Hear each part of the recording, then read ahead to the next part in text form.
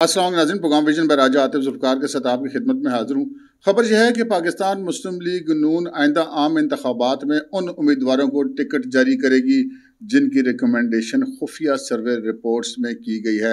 ये खुफिया सर्वे रिपोर्ट्स क्या हैं, कैसे हुई, कब हुई और अब इन पर क्या हो रहा है, आज के प्रोग्राम में ये आपके साथ शेयर करेंगे। और फिर नवाज शरीफ को धमकियाँ किसने दी, शाहिद खाकान अब्बासी और मफ्ता इस्माइल का बाप भी बंद कर दिया गया है। बिलावल के हवाले से भी पॉलिसी बना ली गई है। मुस्लिम लीग नून के इजलास की अंदर की खबरें भी आपके साथ शेयर करेंगे। आगे से पहले कि अपने प्रोग्राम को आगे बढ़ाएं, आपसे गुजारिश है कि अगर अभी तक आपने हमारा चैनल सब्सक्राइब नहीं किया तो प्लीज़ कर लीजिए, साथ ही बेल आइकॉन भी दबा दीजिए ताकि जो हमारा कोई नया प्रोग्राम अपलोड होता है तो उसका नोटिफिकेशन फौरी तौर पर आपको मौसूल हो सके। प्रोग्राम का बाकायदा आगाज़ करते हैं नाज़रीन। अपनी मेन खबर की तरफ जाने से पहले ज़रा कुछ खबरों का सरसरी तज़किरा हो जाए। फरीद मानिका ने जो दरख्वास्त दे रखी है इमरान खान और बुशरा बीबी के खिलाफ, उसमें आज उनका जो घरेलू मुलाजिम था उसका बयान कलम बंद होना था, लेकिन आज जज साहब को बताया गया कि वो जो गवाह है वो आज दस्तयाब नहीं है, तो वो अब आइंदा मंगल के रोज़ दस्तयाब होगा। तो जिस पर फाजिल अदालत ने 5 दिसंबर बरोज़ मंगल तक इस मुकदमे की समाअत मुलतवी कर दी है। अगर आप इसको इद्दत का केस कहना चाहें तो इद्दत वाला केस कह सकते हैं, फौजदारी इस्तिगासा कहना चाहें तो वो कह सकते हैं। बहरहाल ये इस केस की समाअत 5 दिसंबर तक मुलतवी हो गई है। दूसरी जो खबर है वो आज जेल ट्रायल में था और साइफर वाला मामला उसका दोबारा आगाज़ हो गया। और जैसे कि तो थी कि मीडिया को अंदर नहीं जाने दिया जाएगा, मीडिया को अंदर नहीं जाने दिया गया, क्योंकि ये कह देना कि जी ओपन ट्रायल है, कोई भी आ सकता है, ये एक अलग बात है। लेकिन जज साहब बाकायदा हुक्म जारी करेंगे तो मीडिया को अंदर आने दिया जाएगा, क्योंकि वो जो ट्रायल बेशक ओपन हो लेकिन वो जगह ओपन नहीं है, वो एक डिसिप्लिन के अंदर है। तो उस डिसिप्लिन के हवाले से जब तक कोई अदालती हुक्मनामा होगा तो नहीं होगा, उस वक्त तक नहीं अंदर जाने दिया जाएगा। आज मीडिया के दोस्त वहाँ पहुँचे थे कवरेज के लिए, लेकिन उनको कोर्ट रूम तक नहीं जाने दिया गया जो कि जेल के अंदर लगाई गई थी। कोर्ट रूम के अंदर आज जो है वो सिर्फ और सिर्फ इमरान खान और शाह महमूद कुरैशी की हाज़िरी हुई है, उनकी हाज़िरी लगाई गई है। और वहाँ पर इमरान खान साहब ने सुना ये भी कहा कि जिधर मुझे बकरी बना के रखा हुआ है। इस पर अगले प्रोग्राम में बात करेंगे, लेकिन फ़िलहाल हम साइफर ट्रायल पे रहते हैं। तो आज ये कहा गया है कि जो आइंदा समाअत होगी वो 4 दिसंबर को होगी, यानी कि बरोज़ पीर, और 4 दिसंबर को ये इस मुकदमे की नकूल दोबारा से दी जाएंगी, क्योंकि ट्रायल दोबारा हो रहा था, नकूल भी दोबारा दी जाएंगी। और फिर जो परसों ही यानी कि 4 दिसंबर को फ़र्द जुर्म आयद करने के हवाले से तारीख दी जाएगी और उससे अगली तारीख पर फ़र्द जुर्म आयद की जाएगी। फ़र्द जुर्म का जो प्रोसीजर होता है वो इंशाल्लाह हम आपको इल्म में भी होगा और उस दिन बता भी देंगे जिस दिन ये आयद की जाएगी।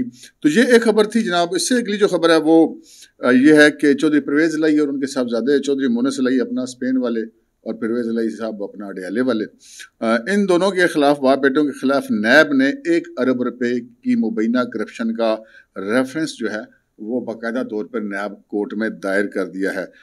अब इनके खिलाफ ये करप्शन का रेफरेंस चलेगा। परवेज़ इलाही और मोनस इलाही की हाथ ना तो पाकिस्तान तहरीक इंसाफ आई और ना ही मुकदमों से जान छूटी हिस्से में आई, तो या जेल आई तो या फिर जलावतनी आई। बेशक मोनस इलाही वहाँ पर जितनी मर्जी मौजें मारते फिर रहे हों, लेकिन हालात तो ख़राब ही है जी, वापस आने जो भी तो नहीं है। खैर, इससे अगली खबर की तरफ बढ़ते हैं जनाब। एक बड़ा अहम फैसला आज पाकिस्तान पीपल्स पार्टी का एक इजलास हुआ। उस इजलास के अंदर जो है वो अनाउंसमेंट जो सामने आई है वो ये है कि जनाब पाकिस्तान पीपल्स पार्टी ने PMLN के साथ सीट टू सीट एडजस्टमेंट ना करने का फैसला किया है। अब ये खबर क्या है, इसकी जो पीछे की कहानी है वो आपको बताते हैं, वो बड़ी मज़ेदार है। सीट टू सीट एडजस्टमेंट होना इनके दरमियान मुमकिन नहीं है।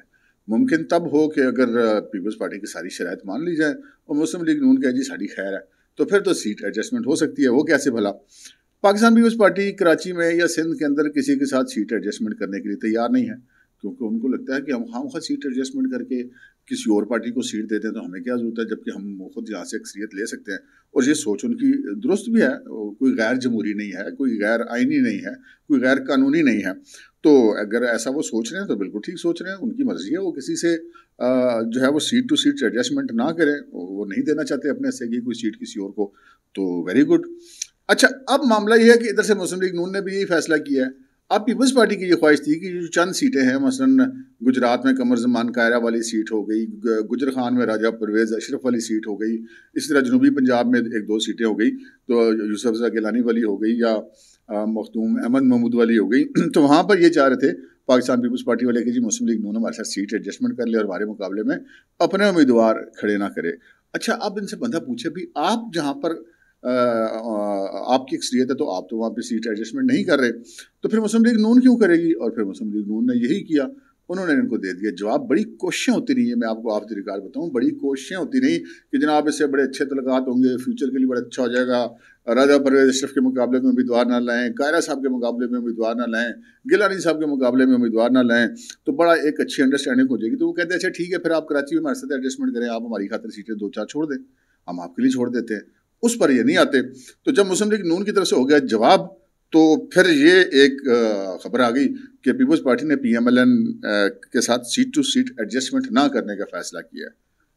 مرتا کیا نہ کرتا، اور آپشن کوئی تھا بھائی پیپلز پارٹی کے پاس، کیا کہہ سکتے، زبردستی تو ایڈجسٹمنٹ کر نہیں سکتے تھے۔ اچھا، اب یہ تو یہ خبر ہوگی۔ اگلی خبر جناب، مسلم لیگ نون کے اندر ایک اور آج کل آپ کو پتا نیا کٹا کھلا ہوا ہے، اور وہ کٹا کھلا ہوا ہے چودھری دانیال عزیز کا۔ چودھری دانیال عزیز کی بھی پارٹی کے لیے قربانیاں ہیں، اس میں کوئی شک نہیں ہے۔ وہ آپ کو یاد ہوگا، وہ ثاقب نثار کورٹ نے ان کو توہین عدالت میں جیل بھیج دیا تھا، اور ان کو جیل جانا پڑا تھا، اور وہ اپنی پارٹی کے ساتھ ڈٹ کے کھڑے تھے۔ لیکن ان کا ایک پرسنالٹی کلیش ہے، اور پرسنالٹی کلیش کس کے ساتھ ہے؟ وہ پارٹی کے سیکرٹری جنرل ہیں احسن اقبال کے ساتھ۔ اب احسن اقبال کے اوپر حملے کرنے کے لیے انہوں نے ایک ایسا جواز گڑا جو مجھے تو سمجھ اس کی بالکل نہیں آئی، کہ جی وہ پی ڈی ایم کی جو حکومت تھی پچھلی، اس میں جتنی مہنگائی اس کا ذمہ دار چودھری احسن اقبال تھا۔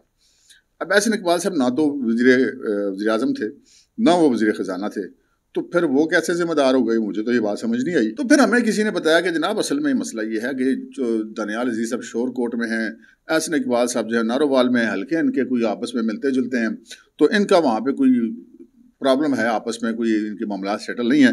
تو چودھری دانیال عزیز صاحب جو وہ حملہ آور ہو گئے۔ جب وہ حملہ آور ہوئے تو پھر جو مسلم لیگ نون کا آج کا اجلاس تھا، اس کے اندر بھی یہ معاملہ زیر بحث آیا، اور زیر بحث آنے کے بعد نواز شریف صاحب کی اپروول سے اور شہباز شریف صاحب کی اپروول سے جو پارٹی نے ان کو دانیال عزیز کو شو کاز نوٹس جاری کر دیا کہ جی آپ پارٹی کی ڈسپلن کی حدوں سے باہر نکل رہے ہیں۔ پارٹی کے اندر الیکشن کے موقع پہ ایسی کھپ ڈالنا تو پارٹی کو نقصان پہنچانے کے مترادف ہے۔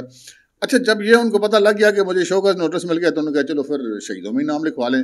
پھر وہ آج جیو نیوز کے ایک پروگرام میں آیا، اور اس میں انہوں نے کہا کہ جناب یہ تو میں تو اس چیز پہ قائم ہوں کہ وہ جو کچھ بھی تھا وہ احسن اقبال اس کا ذمہ دار تھا، اور بلکہ اس کے ساتھ ہی انہوں نے 2-4 جو نہیں لگے ہاتھوں مریم اورنگزیب کو بھی کھری سنا دی۔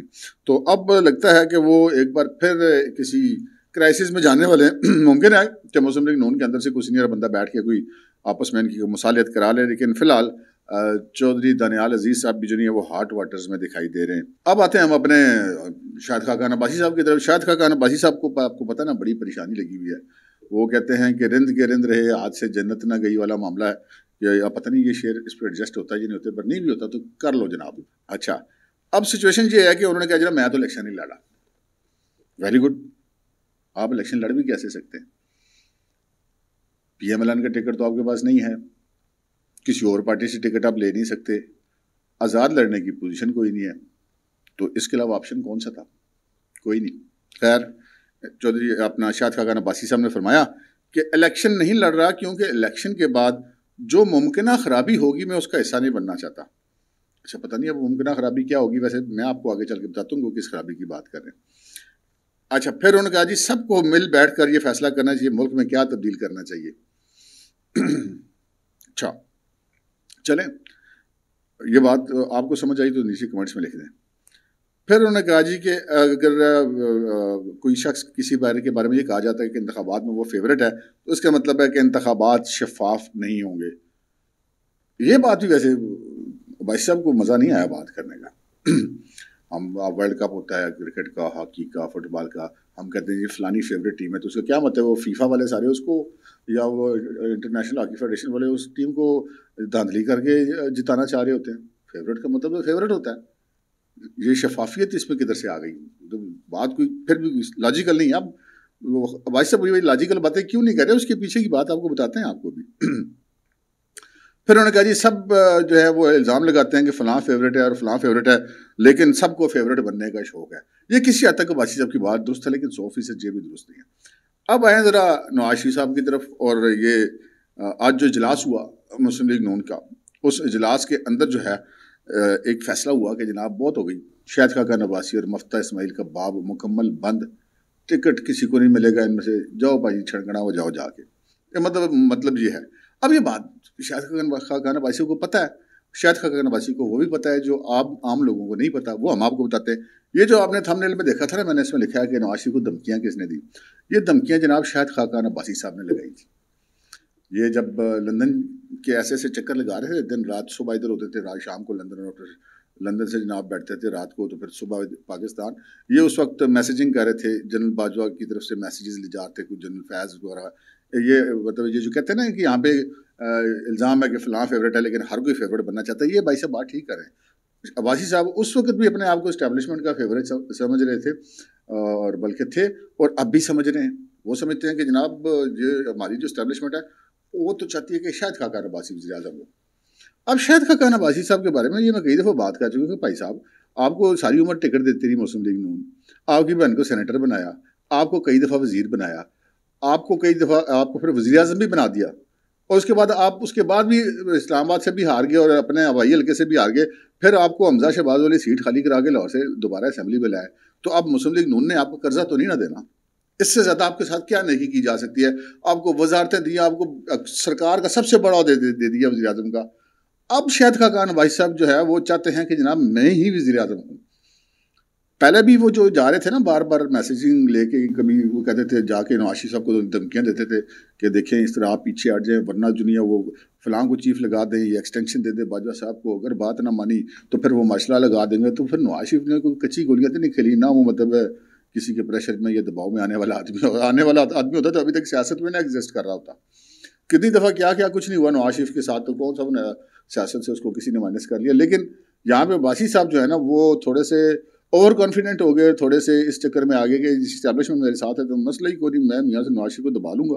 وہاں پہ نواز شریف صاحب نے پھر باقاعدہ تسلی کرا کے، جب آخری دفعہ یہ گئے نا تو کافی تسلی کرا کے ان کو نکالا نواز شریف صاحب نے وہاں سے، اور کہا جا یار جو کرنا ہی کر لیں، تم نے بھی جو کرنا ہے وہ بھی کر لو، جو انہوں نے بھی کرنا ہے کر لیں، مارشل آرٹ گانا لگا دیں، مجھے کیا فرق پڑتا ہے۔ اس کے بعد واپس آ کے اس کے بعد سے ان کو بے چینی ہے۔ اب یہاں پر اب معاملہ یہ ہے کہ شاہد خاقان عباسی کا پولیٹیکل کیریئر بظاہر ختم ہوتا ہوا دکھائی دے رہا ہے۔ کیا اس ملک کے اندر کوئی ایسا حلقہ ہے جہاں سے شاہد خاقان عباسی بطور الیکٹیبل قومی اسمبلی کی سیٹ جیت سکتے ہو؟ نہیں ہے، یہ بات عباسی صاحب کو بھی پتہ ہے۔ لیکن ایک ہوتا ہے نا وہ اندر کا بندہ کہ یار میں ایک دفعہ پرائم منسٹر تک پہنچ کے میں واپس کیوں جاؤں؟ پرائم منسٹر تک تو راجہ پرویز شریف پہنچا تھا، وہ دوبارہ اس کو اسپیکر بنایا تو بن گیا نا۔ اس نے تو نہیں کہا کہ میں تو اب پرائم منسٹر ہی بنوں گا۔ تو اس طرح نہیں ہوتا بھائی جان۔ تو وہ اب ان کو یہ پرابلم ہے، اور دھمکیاں بھی تک وہ دیتے رہے اپنی پارٹی کی قائد کو، تو پھر کیا نتیجہ نکلنا تھا؟ وہی نتیجہ نکلنا تھا جو آج نکل آیا۔ بہت ہو گئی مسلم لیگ نون نے، کیا ہوگا باسی صاحب بھی بہت ہو گئی، مفتہ اسماعیل بھی بہت ہوگی، ان دونوں کو انہوں نے پارٹی سے کہا دیا، بالکل جسے کہتے ہیں آگ کر دیا ہے، اور ان کے ساتھ بھی اسی طرح آگ کیا جس طرح چودھری نثار کو آگ کیا گیا تھا۔ تو یہ اب ان کا ہو گیا معاملہ سارا ختم۔ اچھا اب آتے ہیں بلاول صاحب کی طرف۔ بلاول صاحب مسلسل حملے کر رہے ہیں پی ایم ایل این پہ، ٹھیک ہے بھائی، الیکشن ہے، ان کا حق بنتا ہے وہ اپنی سیاسی تنقید کریں، لیکن مسلم لیگ نون کی طرف سے مکمل خاموشی تھی۔ تو آج کے اجلاس میں یہ فیصلہ کیا گیا ہے کہ مسلم لیگ نون اب اس کو معاملے پہ مزید خاموش نہیں رہے گی۔